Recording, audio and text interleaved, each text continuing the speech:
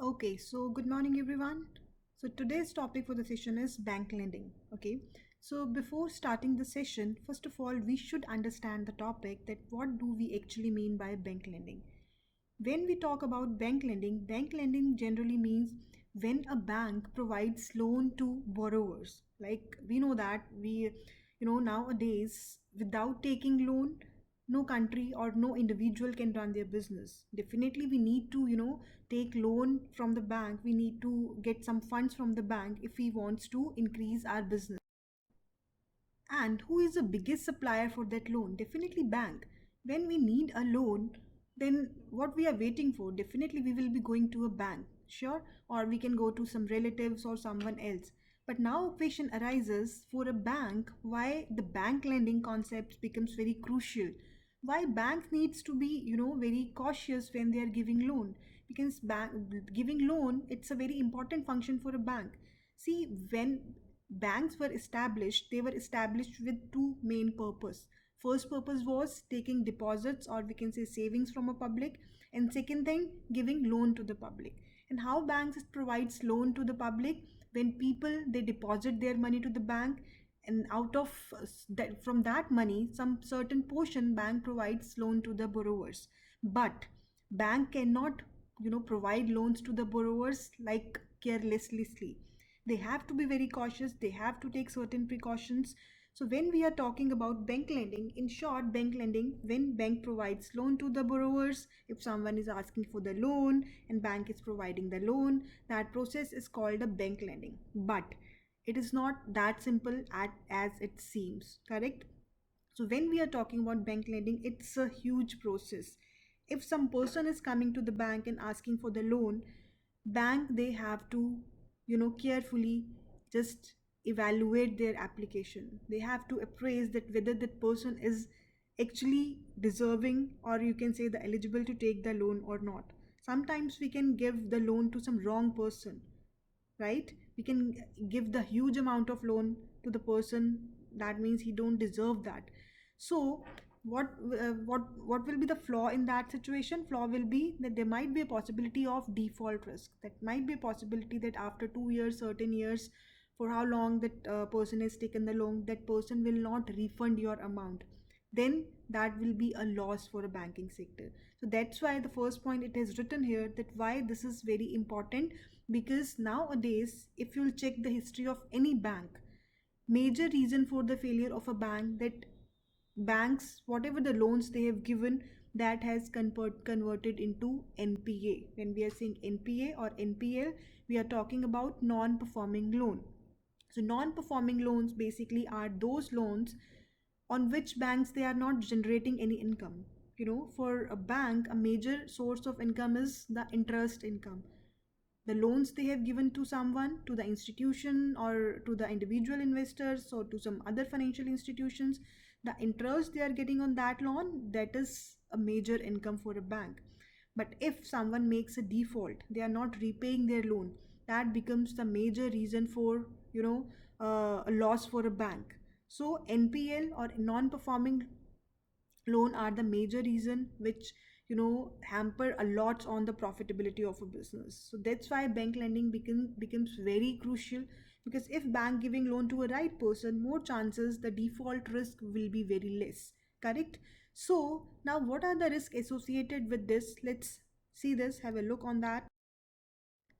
These are the basic risks. The first risk a bank face, that is the default risk. Default risk, or we can say the credit risk. What a credit risk is? Credit risk means if you have given loan to someone, good chances if you have given loan to a wrong person, that person is never going to return your amount, correct? That means that person is at default. That risk, that you don't know, you're not sure that the fund will be repaid to you or not, that is called the credit risk. Let's say I have given loan of $1,000 to my friend, and after 2 months, 3 months, 4 months, 5 months, my friend is not returning that amount to me. Now that is going to be a credit risk for me, because there are now no chances that I will be getting that fund back, correct? So that is going to be the credit risk. Next, it's called the operational risk. Now, what is the operational risk for a bank? Operational risk for a bank is Let's say that is related with the normal operations of a bank. That can be, that softwares of your bank, or the systems of your bank that has been crashed. There is a fire in your bank. Now every documents, every records has been just vanished, right? That means that is the flow of operation, and that is not a regular activity. That is the unforeseen. You can't imagine it that that is going to happen it on every month, correct? So that is somehow a imaginary situation, or once or twice in the life duration of a bank, correct? Next is the currency risk. Currency risk is basically the exchange rate risk. When you are not sure that whether the currency today you are having, let's say I have a dollar, right, and I live in India, and after 2 months, 3 months, 4 months, when I'm going to convert that dollar into the rupees, I have no idea that at what amount I can, exchange that currency. Maybe I may be at the beneficial situation, maybe I will be at the loss making situation. The price would be high after 3 months, and price would be low after 3 months. So that means currency risk is the exchange rate risk. And when we are talking about interest rate is just basically the variation and the volatility in the market. When we are saying market, that means the financial market we are talking about. When there is increase in demand and supply, and there are lot many fluctuations in the market, good chances interest rate risk would be more. And we have to see that in which situation we are, whether that interest rate fluctuation is going to give us the benefit or loss. That depends, correct? Next is the country risk. Country risk basically means in the to the country you are going to invest, or to the country you are going to provide a loan. Or you have to see that, let's say if a person is coming to you and he's asking that he wants to invest in another company which is basically a political unstable company. Definitely you are not going to loan to that person, because there is a country risk. You don't know that the person is investing in that country, what will be the situation after 2 months, 3 months, 4 months, or 1 year, 2 year. Maybe there is a war, maybe there is some a government issue, maybe there is some bans, or they can some other restrictions. So that is basically a country risk for anyone, right? Okay, let's say if I'm asking you that what kind of food we eat in our general life, organic or inorganic. Most of us we eat inorganic food, correct? Because organic food basically is not possible for everyone of us to have, because it's quite expensive, correct? And most of the population they eat inorganic food. And how the inorganic food is being produced? It is being produced by using different fertilizers and pesticides. And to make that fertilizers we need one element which is called potassium, correct? And potassium, which country produces the potassium more? Some of you will say China, and some of you will say some other The answer is that chemical, China possesses just 5% of that chemical. Okay, and 70% of that chemical or element we can say is being possessed by one country. And what is the name of that country? Morocco is the name of the country. Now, let's say if someone is coming to you to take a loan, and that person wants to invest in that country, which is named as Morocco, who make that element, who make that fertilizer. And will you give loan to that person who is going to invest in Morocco? Definitely you are going to give loan to that person. So the future aspects, when you are giving loan to someone, you have to see that for what purpose person is asking loan from you, right? So the bigger picture you have to see in short.